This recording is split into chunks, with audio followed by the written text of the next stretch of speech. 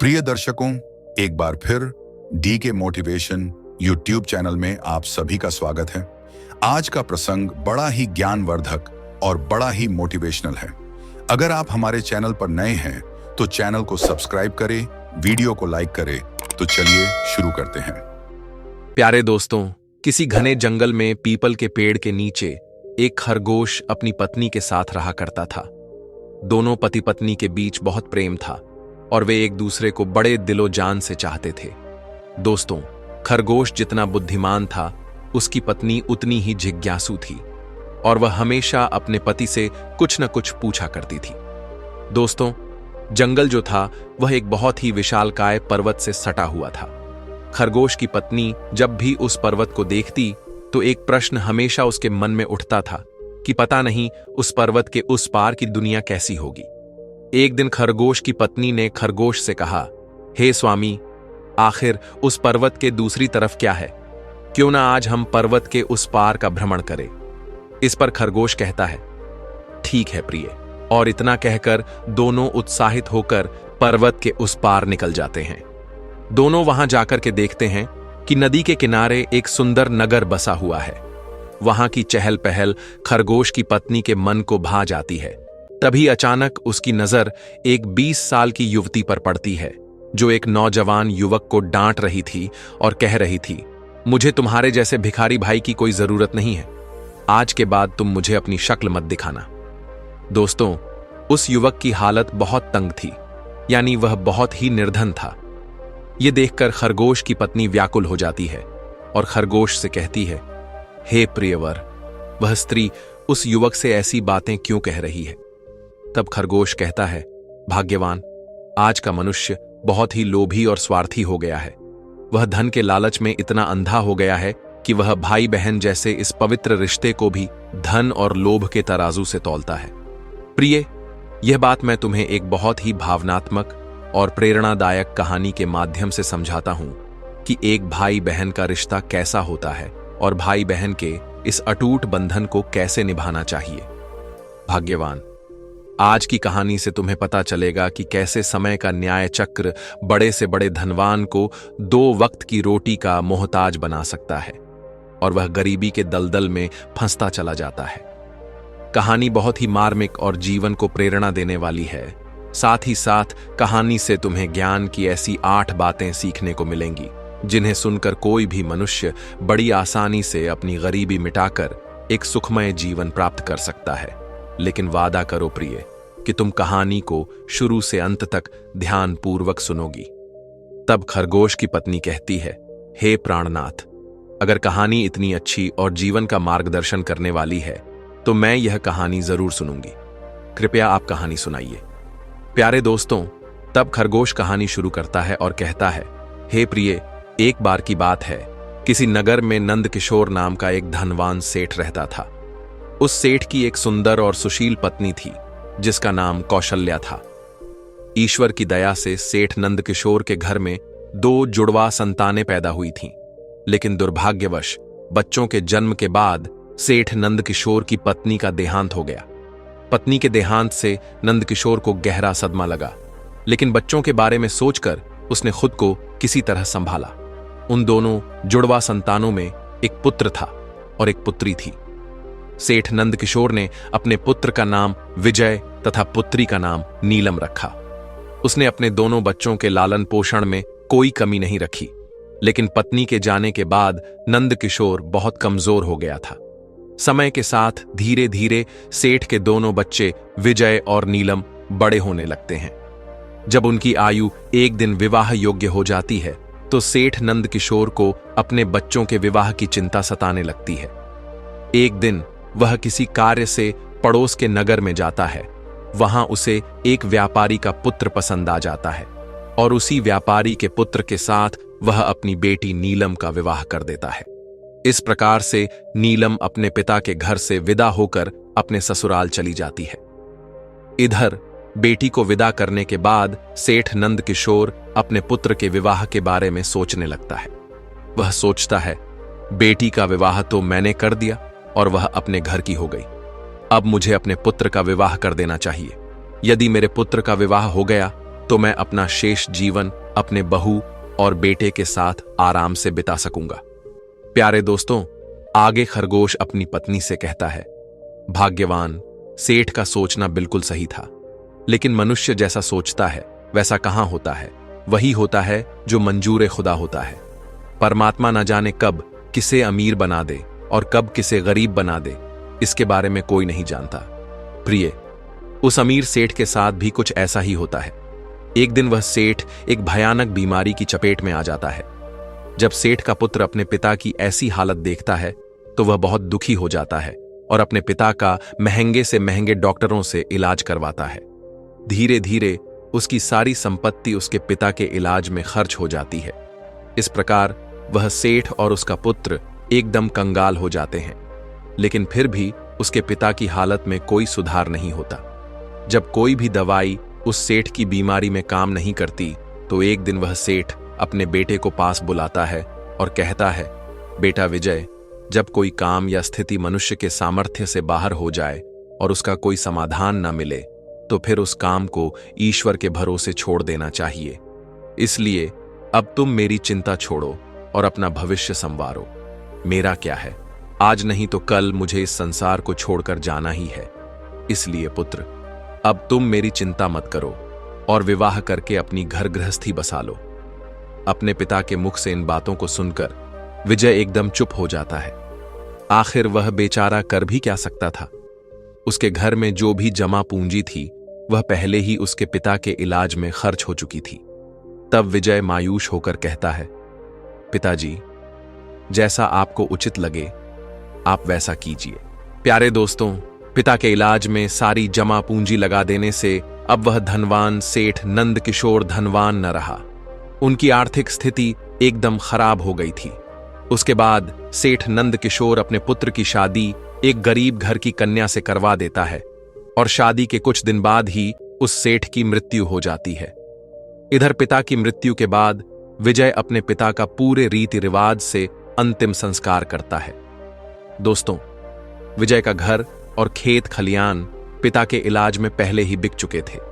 जो कुछ थोड़ी बहुत जमा पूंजी बची थी वह पिता के अंतिम संस्कार में समाप्त हो जाती है। इस प्रकार से विजय एकदम बहुत ज्यादा गरीब हो जाता है। जब विजय एक दिन बिल्कुल ही कंगाल हो जाता है तो वह नगर के बाहर एक गांव में अपनी पत्नी के साथ एक छोटी सी झोपड़ी में रहने लगता है और दूसरों के खेतों में मेहनत मजदूरी करके अपने बीवी बच्चों का पेट पालने लगता है। उधर विजय की बहन नीलम, जिसका विवाह धनी व्यापारी के घर में हुआ था, उसके पास धन दौलत की कोई कमी नहीं थी। वह एक आलीशान घर में बड़े आराम से जीवन व्यतीत कर रही थी। उसे जब अपने भाई की स्थिति के बारे में पता चलता है तो वह अमीर बहन अपने गरीब भाई से घृणा करने लग जाती है। मन में सोचने लगती है कि मेरा भाई अब तो बिल्कुल ही कंगाल हो चुका है, उसके पास एक फूटी कौड़ी भी नहीं बची है। मुझे ऐसे भाई की कोई जरूरत नहीं। उसका घर जमीन सब बिक गया है। यदि ऐसी हालत में वह मेरी ससुराल आता है तो उसे देखकर मेरी देवरानी और जेठानी मेरा बड़ा ही अपमान करेंगी और मेरा मजाक भी उड़ाएंगी। इस कारण से नीलम अपने सगे भाई से रिश्ता तोड़ देती है। ना तो नीलम अपने भाई को ससुराल बुलाती है और ना ही कभी अपने भाई के घर जाती है। नीलम के भाई विजय को भी अच्छी तरह से पता होता है कि उसकी बहन उससे नफरत क्यों करती है। इसलिए विजय भी अपनी बहन की ससुराल कभी नहीं जाता है। दोस्तों, आगे खरगोश अपनी पत्नी से कहता है, प्रिय, मनुष्य को कभी भी धन दौलत से रिश्ते को नहीं तौलना चाहिए। मनुष्य की स्थिति का कुछ पता नहीं होता, आज वह क्या है और कल क्या होगा। इसलिए किसी की वर्तमान स्थिति देखकर उससे घृणा नहीं करनी चाहिए। आगे सुनो प्रिय। नीलम तो बड़े ऐसो आराम के साथ अपने ससुराल में अपनी जिंदगी गुजार रही होती है। इधर विजय मेहनत मजदूरी करके अपनी पत्नी के साथ झोपड़ी में रहकर किसी तरह गरीबी में अपने जीवन का निर्वाह कर रहा था। कुछ साल ऐसे ही गुजर जाते हैं और कुछ साल गुजरने के बाद एक दिन विजय की बहन नीलम के लड़के की शादी तय हो जाती है। लेकिन नीलम अपने भाई को किसी प्रकार का कोई निमंत्रण नहीं भेजती। जब इस बात का पता विजय को चलता है कि उसके भांजे की शादी होने वाली है तो इस बात को सुनकर विजय बहुत ज्यादा प्रसन्न हो जाता है। ये बात वह अपनी पत्नी मालती को बताता है। मेरी बहन के बेटे की शादी है और हम सभी को बहन के घर चलना है। जब विजय की पत्नी को इस बात की जानकारी होती है कि ननद के बेटे की शादी है, तो वह भी इस बात को सुनकर बड़ी खुश हो जाती है और सोचने लगती है, चलिए इसी बहाने सही कम से कम मैं अपनी ननद से जाकर मिल आऊंगी और उनके घर को देख आऊंगी। वह बड़ी खुश होकर अपने पति से कहती है, मैं आपके साथ जरूर चलूंगी, लेकिन पहले मुझे यह बताओ, क्या हमारी ननद जी ने हमारे लिए निमंत्रण भेजा है? पत्नी के मुख से इन बातों को सुनकर विजय बिल्कुल चुप हो जाता है। फिर विजय अपनी पत्नी से कहता है, भाग्यवान, निमंत्रण तो नहीं आया है, पर मुझे यह दूसरों द्वारा खबर मिली है कि हमारे भांजे की शादी है। लेकिन इससे क्या फर्क पड़ता है, आखिर वह है तो हमारी बहन का ही बेटा। तब मालती अपने पति से कहती है, देखो जी, बात तो आपकी सही है कि आपके भांजे की शादी है, लेकिन बिना निमंत्रण के ननद के घर जाना उचित नहीं है और आपको भी वहां नहीं जाना चाहिए। विजय अपनी पत्नी को समझाता है, भाग्यवान, नीलम के ससुराल वाले बड़े आदमी हैं, उन्हें हमारी याद नहीं रही होगी, या फिर हो सकता है कि उन्होंने हमें निमंत्रण भेजा हो, लेकिन निमंत्रण का पत्र हमारे पास तक नहीं पहुंचा हो। इसलिए तुम किसी भी प्रकार का कोई भी सोच विचार मत करो। बच्चों को तैयार करके तुम मेरे साथ बहन नीलम के घर चलो। अपने पति की इन बातों को सुनकर मालती कहने लगती है, नहीं जी, यदि आप जाना चाहते हो तो जा सकते हो, लेकिन बिना निमंत्रण के मैं नहीं जाऊंगी। तब पत्नी के मुख से ऐसी बातों को सुनकर विजय कहता है, ठीक है, यदि तुम्हारी यही इच्छा है तो तुम बच्चों के साथ घर पर ही रहो, मैं अकेला नीलम की ससुराल के लिए चला जाता हूं। यदि ऐसे में मैं भी नहीं गया तो मेरी बहन की देवरानी, जेठानी और उसके ससुराल वाले मेरी बहन को बात बात पर ताना मारेंगे और कहेंगे कि खर्चा ना हो जाए, इसलिए तेरा भाई नहीं आया। इतना कहकर विजय घर से बाहर चला जाता है। दोस्तों, विजय जो था वह बहुत ही ज्यादा गरीब हो चुका था।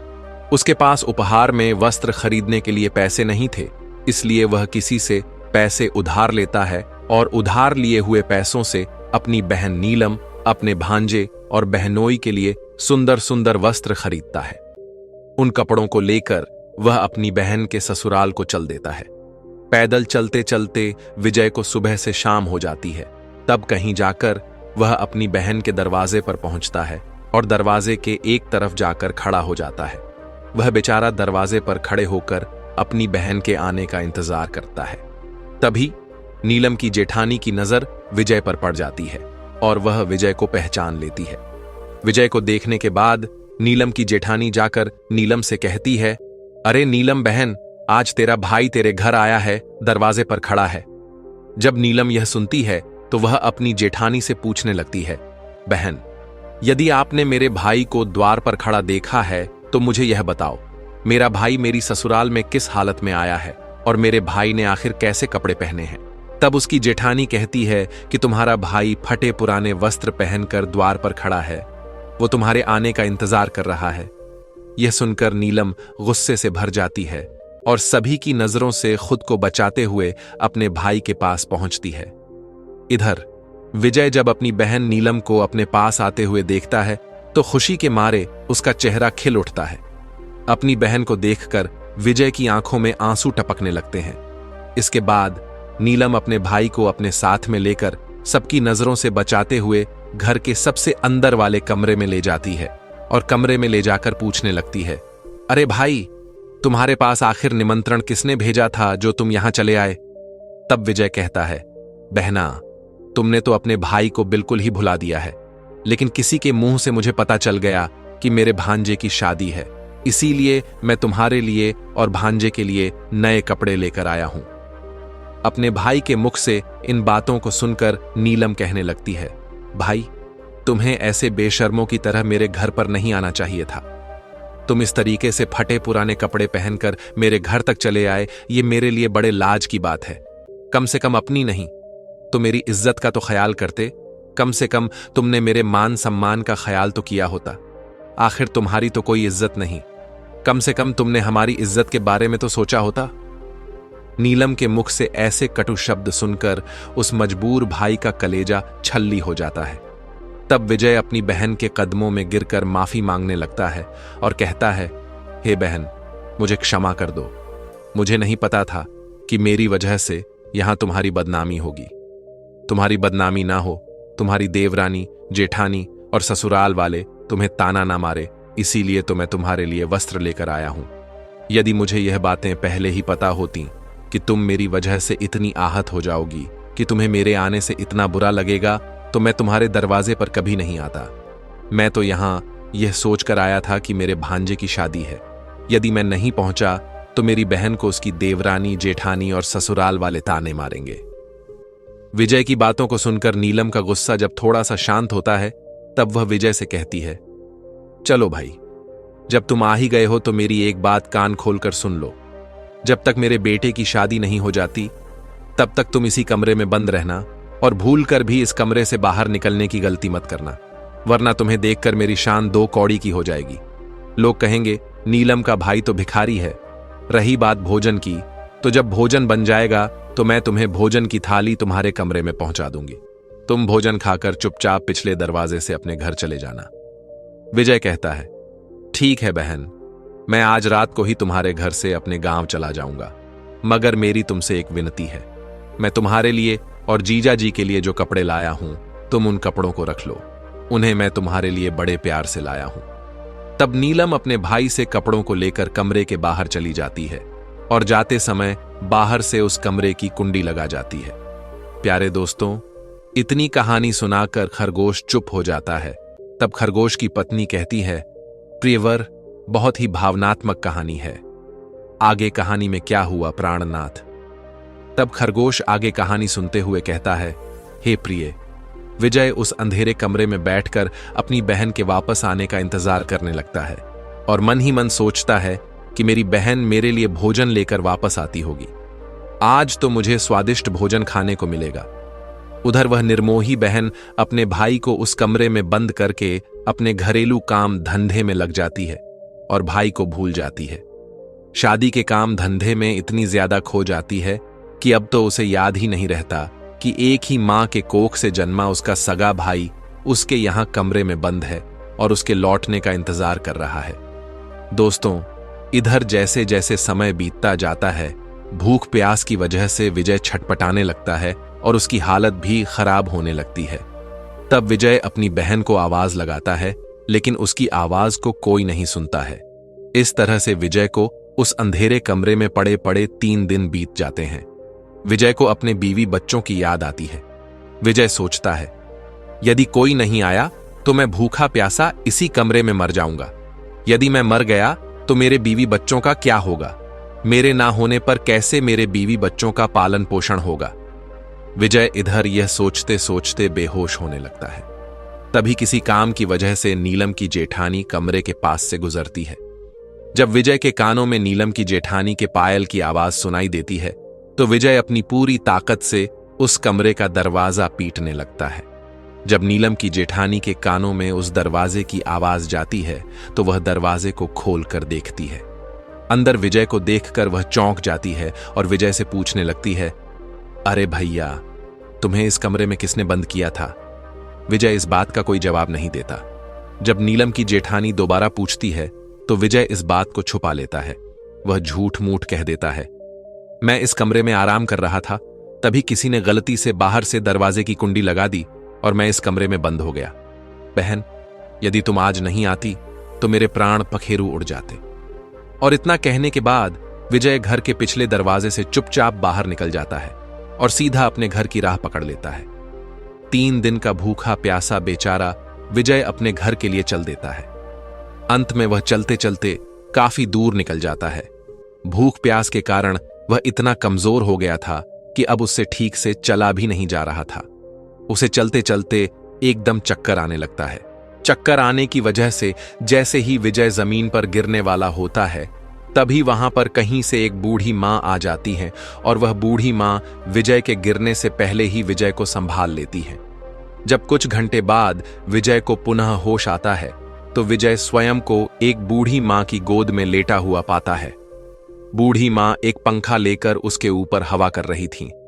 होश आने के पश्चात विजय खड़ा हो जाता है और खड़े होने के बाद उन बूढ़ी मां को धन्यवाद करता है। प्यारे दोस्तों, जिस बूढ़ी मां की गोद में वह कमजोर और लाचार विजय लेटा हुआ था, वह बूढ़ी मां साक्षात देवी मां का रूप थी।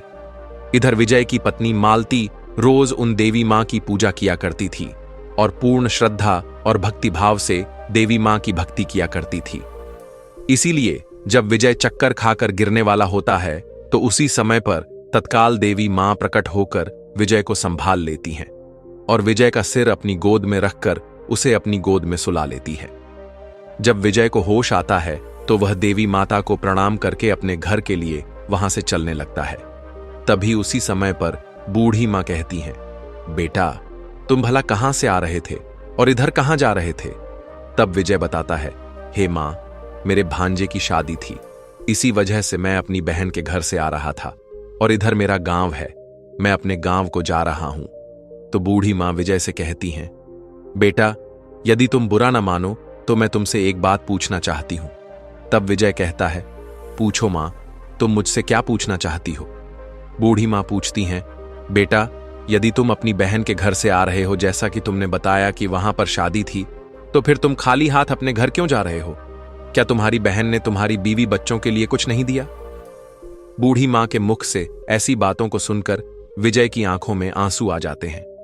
विजय उसके बाद में उन बूढ़ी मां को अर्थात देवी मां को सारी बात बता देता है। इस प्रकार से विजय के मुंह से पूरी घटना को सुनने के बाद बूढ़ी मां कहती हैं, हे पुत्र, तुम किसी भी प्रकार की चिंता मत करो, जो हुआ उसे भूल जाओ, उसे जाने दो। यहां से कुछ दूरी पर मेरा एक बगीचा है, उस बगीचे में अनेकों प्रकार के फल लगे हुए हैं। तुम उस बगीचे में चलकर कुछ फल खाकर अपना पेट भर लो, क्योंकि तुमने 3 दिन से कुछ नहीं खाया है। जब तुम्हारा पेट भर जाए तो कुछ फल तुम अपने बीवी और बच्चों के लिए भी तोड़कर रख लेना। जब तुम्हारी बीवी और बच्चे तुमसे मिलेंगे तो पूछेंगे कि तुम अपनी बहन की ससुराल से क्या लेकर आए हो, तो तुम कह देना तुम्हारी बहन ने तुम्हारे परिवार के लिए ये फल भेजे हैं।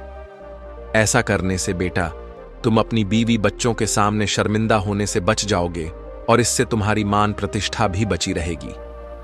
विजय इस प्रकार से जब बूढ़ी मां की इन बातों को सुनता है तो बात मानकर विजय बूढ़ी मां के बगीचे में पहुंच जाता है। उस बगीचे में कई प्रकार के फल लगे हुए थे। तब विजय वृक्षों से फल तोड़कर खाने लगता है और जब उसका पेट भर जाता है तो कुछ फलों को तोड़कर एक थैले में रख लेता है। यह सब करने के बाद विजय उस बूढ़ी मां से आज्ञा लेकर अपने घर के लिए चला आता है। तब बूढ़ी मां विजय से कहती हैं, हे पुत्र, जाते समय तुम मेरी इन 8 बातों को सुनते जाओ, ये तुम्हारे जीवन में बहुत ज्यादा काम आएंगी। इस प्रकार से बूढ़ी मां विजय को 8 बातें बताती हैं। उन 8 बातों को सुनकर विजय अपने घर को चल देता है। जब विजय फलों से भरा हुए उस थैले को लेकर अपने घर पहुंचता है तो विजय के छोटे छोटे बच्चे और विजय की पत्नी विजय के पास आते हैं और पूछने लगते हैं, पिताजी तुम बुआ के घर से आ रहे हो, आखिर बुआ ने हमारे लिए क्या भेजा है? यह सुनकर विजय अपने हाथों में टंगा हुआ थैला अपनी पत्नी को थमा देता है और थैला देने के बाद विजय घर से निकलकर बाहर की ओर चला जाता है। उधर विजय के जाने के बाद विजय की पत्नी जब उस थैले को खोलकर देखती है तो थैले के अंदर का नजारा देखकर वह एकदम से हैरान रह जाती है। मालती थैले में देखती है कि वह थैला पूरा सोने चांदी के फलों से भरा हुआ है। जब वह उन फलों को उठाकर देखती है तो उनके अंदर से कुछ बजने की आवाज आती है। मालती उत्साहित होकर अनार के फल तोड़ती है तो अनार के फलों से हीरे निकलते हैं। जब आम के फल फोड़ती है तो आम की गुठलियों की जगह सोने की गुठली निकलती है। यह देखकर विजय की पत्नी मालती बहुत ज्यादा खुश हो जाती है और दौड़कर अपने पति के पास में पहुंचती है। अपने पति के पास पहुंचकर वह कहती है, तुम तो शादी में गए थे और आखिर तुम लेकर क्या आए हो? अपनी पत्नी की इन बातों को सुनकर विजय सोचने लगता है कि मेरे घर वालों को शायद फल पसंद नहीं आए होंगे, इसीलिए मेरी पत्नी आज मुझसे ऐसी बात पूछ रही है। मुझे शायद अपने बच्चों के लिए लड्डू पेड़ा लेकर आना चाहिए था। तब विजय अपनी पत्नी से कहता है, भाग्यवान बहन नीलम ने जो कुछ भी भेजा है वह मैंने लाकर तुम्हें दे दिया। अब जो कुछ भी थैले में है उसे ही बच्चों को बांट कर दे दो। तब पत्नी कहती है, पहले तुम घर के अंदर चलो और घर पर चलकर देखो कि तुम्हारी बहन ने हमारे लिए क्या भेजा है। यह कहकर मालती अपने पति को पकड़कर ले जाती है और अपने पति से कहती है, इसे जरा देखिए तो सही, आखिर हमारी ननद रानी ने हमारे लिए क्या भेजा है। इतना कहकर मालती विजय के सामने थैले को पलट देती है। थैला पलटते ही अंदर से हीरे, मोती, सोने चांदी निकलते हैं। मालती कहती है, आखिर हमारी ननद जी ने तो हमारा भाग्य ही बदल दिया। उन्होंने फलों में छुपा करके हीरे मोती भेजे हैं। जब यह नजारा विजय देखता है तो समझ जाता है कि मुझे जो रास्ते में बूढ़ी मां मिली थी वह कोई साधारण मां नहीं थी। वह बूढ़ी मां कोई और नहीं, परमात्मा का ही कोई रूप थी। लेकिन इस बारे में विजय अपनी पत्नी को कुछ भी नहीं बताता है और मन ही मन उन बूढ़ी मां को धन्यवाद देता है। इस प्रकार से विजय को बहुत सारा धन मिल जाता है। विजय पहले की तरह फिर से अमीर बन जाता है। कुछ समय बाद विजय अपनी बीवी और बच्चों के लिए एक अच्छा सा आलीशान महल बनवाता है और बड़ी शान शौकत के साथ राजा महाराजाओं की तरह उस महल में रहने लगता है। नगर के सब लोग भी विजय को ऐसा देखकर उसका मान सम्मान करने लगते हैं। धीरे धीरे जब विजय का महल तैयार हो जाता है, जब उसकी राजा महाराजाओं जैसी शान शौकत हो जाती है, तो एक दिन विजय की पत्नी मालती अपने पति से कहती है, सुनो जी, सावन का महीना आने वाला है और सावन के महीने में सभी स्त्रियां अपने पिता के घर जाती हैं। इसलिए आप भी अपनी बहन के ससुराल जाओ और मेरी ननद रानी को हमारे घर बुलाकर लाओ। इसी बहाने से वह अपने मायके घूम जाएंगी, मैं भी अपनी ननद जी से मिल लूंगी। विजय जब अपनी पत्नी की यह बात सुनता है तो वह अपनी बहन के ससुराल जाने का निर्णय लेता है और कुछ समय के बाद वहां पहुंच जाता है। एक बार फिर विजय अपनी बहन के घर उसी दरवाजे पर जाकर खड़ा हो जाता है जहां कुछ दिन पहले वह खड़ा हुआ था। उसी समय नीलम की जेठानी घर से बाहर निकलती है और नजारा देखकर दौड़ी दौड़ी नीलम के पास जाती है और कहती है, नीलम बहन, बाहर तुम्हारा भाई आया है। यह सुनकर नीलम कहती है, अरे बहन, कोई भी भिखारी मेरा भाई नहीं हो सकता, मेरा कोई भाई नहीं है। दरअसल नीलम ऐसा इसलिए कह रही थी क्योंकि वह इस बार भी अपने भाई को भिखारी ही समझ रही थी। लेकिन जब उसकी जेठानी बताती है कि अरे नीलम, तुम्हारा भाई आज भिखारियों की तरह नहीं, राजा महाराजाओं की तरह आया है। तुम्हारे भाई को देखकर ऐसा लगता है जैसे किसी देश का राजा महाराजा हो। तुम्हारे भाई के आगे पीछे 4-4 सैनिक खड़े हैं। दरवाजे पर एक बड़ी सुंदर सजी हुई रथ गाड़ी खड़ी है। भला एक बार जाकर तो देखो। नीलम अपनी जेठानी की बातों पर विश्वास नहीं करती और सच्चाई जानने के लिए छुप कर देखने लगती है। जैसे ही नीलम ने अपने भाई को उस रूप में देखा तो वह चकित रह गई। वह सोचने लगती है, कल तक तो मेरा भाई बिल्कुल भिखारी था, पहनने के लिए ठीक से वस्त्र भी नहीं थे, फिर अचानक इतना अमीर कैसे बन गया। अब नीलम अपने भाई के लिए आरती का थाल सजाकर उसकी आरती उतारने लगती है। इसके बाद वह अपने भाई को बड़े आदर पूर्वक अपने घर में बुलाकर ले जाती है और कहती है, भैया, मुझे क्षमा कर दीजिए, मेरी वजह से तुम्हें बहुत कष्ट और शर्मिंदगी उठानी पड़ी। विजय कहता है, बहन, कोई बात नहीं, उस समय हमारे दिन कुछ अच्छे नहीं थे। तुम्हारी गलतियों के लिए मैंने तुम्हें पहले ही क्षमा कर दिया था।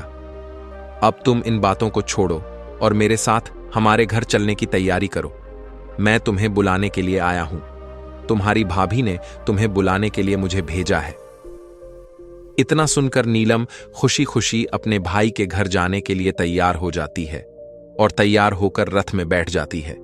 इस प्रकार जब विजय की बहन अपने मायके पहुंचती है तो अपने भाई की शान शौकत को देखकर दंग रह जाती है। वह देखती है कि भव्य आलीशान महल है और महल के अंदर अनेक प्रकार के नौकर चाकर लगे हैं, अन्न के भंडार भरे हुए हैं। नीलम अपने भाई की स्थिति देखकर हैरान रह जाती है। उधर विजय की पत्नी भी अपनी ननद की खूब सेवा करती है। 7 दिनों तक उसे अपनी पलकों पर बिठाकर रखती है। विजय की पत्नी मालती को लगता है कि यह सब शान शौकत उनकी ननद रानी की वजह से हुई है, क्योंकि विजय ने कभी अपनी पत्नी को अपने अमीर होने की बात नहीं बताई थी। वह जानता था कि यह सब नीलम की वजह से नहीं, देवी मां के आशीर्वाद से हुआ है। विजय की पत्नी मालती इस बात से अवगत नहीं थी, इसलिए वह अपनी ननद की खूब सेवा करती है। कुछ दिन बीतने के बाद जब विजय की बहन नीलम का ससुराल जाने का समय होता है तो विजय की पत्नी मालती अपने पति से कहती है, सुनो जी, कल आपकी बहन अपने घर जाएंगी। आप बाजार जाओ और वहां से उनके लिए कोई अच्छा सा तोहफा ले आओ। पत्नी की बात सुनकर विजय घर से बाहर निकल जाता है। वह एक मोची की दुकान पर पहुंचता है और मोची से कहता है, मोची भाई, मुझे अपनी बहन के लिए बोलने वाली जूती बनवानी है। क्या तुम मेरी बहन के लिए बोलने वाली जूती बना सकते हो? मोची कहता है, क्यों नहीं सेठ, मैं बोलने वाली जूती तो बना दूंगा, लेकिन इसकी बहुत कीमत लगेगी। विजय कहता है, हे मोची भाई, मैं तुम्हें मुंह मांगी कीमत दूंगा। बस ऐसी जूतियां बना दो और उसमें कुछ ऐसा यंत्र उपयोग करो कि जब भी मेरी बहन उन्हें पहने और चले तो वे बारी बारी से इन 8 बातों को बोले। इसके बाद विजय उस मोची को उन 8 बातों को बताता है जो बूढ़ी मां ने विजय को चलते समय बताई थीं। विजय मोची से कहता है, हे मोची भाई, अब जो ज्ञान की बातें मैं तुम्हें बताने जा रहा हूं, उन सभी बातों को आप इस जूती में अच्छे से अंतर्हित कर देना, ताकि जब मेरी बहन उन जूतियों को पहनकर चले तो वे 8 बातें उसमें से सुनाई दें। इस प्रकार से विजय बारी बारी से वे बातें मोची को सुनाता है। पहली बात इस तरह बताता है, बड़े ज्ञान की बात है, मानव इसे न भूल, होती है अज्ञानता निर्धनता का मूल। दूसरी, जो समय भरोसे बैठता रहता सदा गरीब, बिना काम बदले नहीं उसका कभी नसीब। तीसरी, आलस कर रहता सदा, जो परिवर्तनहीन वही कर्म करता फिरे, कहत स्वयं को दीन। चौथी बात इस तरह बताता है, नहीं गरीबी से बड़ा है कोई अभिशाप, हासिल करके ज्ञान को दूर करो अब आप। पांचवीं, दोष समय को दो नहीं, नहीं बनो मजबूर, कर्म साधना में जुटो, करो गरीबी दूर। छठी बात, कर्म कभी करता नहीं, कोसे सदा नसीब, भाग्य भरोसे बैठता वह मानव रहे गरीब। सातवीं बात इस तरह बताता है, अज्ञानी पर ही सदा करे गरीबी वार, युद्ध में होता विजय, ज्ञान सदा हथियार। आठवीं और सबसे आखिरी बात बताते हुए विजय कहता है, हे मोची भाई, मेरी बहन जब 8वां कदम रखे तो जूतियां बस यही बात बोले, पैसों के बाजार में बदल गई तहजीब, धन दौलत से जुड़ रहे रिश्ते हुए गरीब। इस तरह 8 बात विजय उस मोची को बताने के बाद मोची से कहता है, हे मोची भाई, ऐसी 8 बातें बोलने वाली मुझे जूतियां बना दो। जब ये 8 बातें वो जूतियां बोलेगी और जब मेरी बहन इन बातों को सुनेगी तो उसे अपनी गलती का एहसास होगा कि मेरी बहन को पैसे के घमंड में आकर अपने भाई का ऐसे अपमान नहीं करना चाहिए था। प्यारे दोस्तों, इस तरह विजय उस मोची से अपनी बहन के लिए हीरे मोती से जड़ी हुई सोने और चांदी की जूतियां बनवाता है और उन जूतियों को ले जाकर अपनी बहन को उपहार स्वरूप दे देता है। सोने चांदी की जूतियां पाकर नीलम का चेहरा एकदम खिल जाता है। उसके बाद नीलम अपने भाई से विदा लेकर अपने घर चली जाती है। इधर नीलम जब अपनी ससुराल पहुंच जाती है तो नीलम की देवरानी और जेठानी पूछने लगती हैं, अरे नीलम, तुम अपने भाई के घर से आई हो, तुम्हारे भाई ने तुम्हें क्या उपहार दिया है? तब नीलम अपनी देवरानी, जेठानी और अपने ससुराल वालों को अपने भाई के द्वारा दी हुई भेंट दिखाती है। वह उन्हें जूतियां दिखाती है और कहती है, देखो, मेरे भाई ने मुझे हीरे मोती से जड़ी हुई सोने चांदी की जूतियां बनवा कर दी हैं। तब नीलम उत्साहित होकर जूतियां पहनकर चलकर दिखाती है।